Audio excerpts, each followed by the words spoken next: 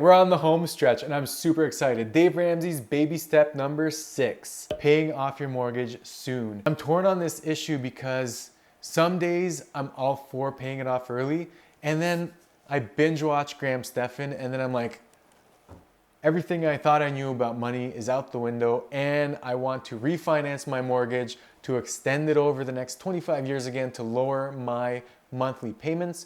Cheap borrowing money, that's increasing your cash flow, more cash to invest, and when you invest more, you just earn more money. So I'm really torn on this. Make your own choice. I'm not a financial advisor, but basically Dave Ramsey says you should aim to pay off your mortgage in about 15 years from when you first got your house. So whatever that looks like for you, get a good mortgage calculator.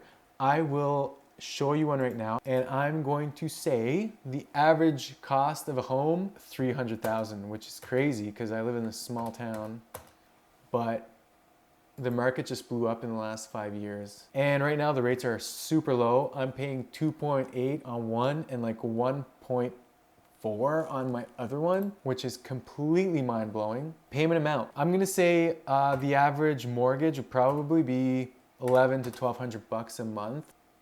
That does not work because that's 38 years. So we'll say $1,500 a month on a $300,000 mortgage, which makes sense because dividing it by 2 and taking off a couple of zeros is usually how you figure out your mortgage. All right, so that's 23 years. So if you want to go down to 15 years, you have to play around with the numbers. Let's say you want to add $200, that'd be $1,700.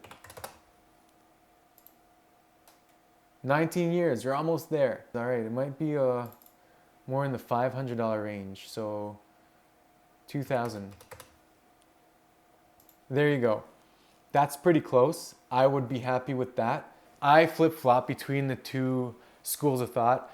Right now, I'm leaning towards not paying it off because there are some really good mutual funds out there that the more you could put towards that, the more your retirement fund will grow.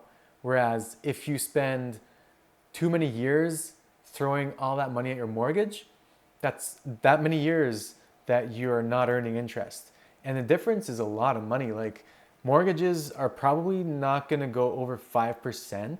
And even if they do, mutual funds averaging 17% return, which I know is super rare, so I'll just say 10 even. 5% is a lot of money, and that's the difference, right? 10% minus 5%, 5% overall.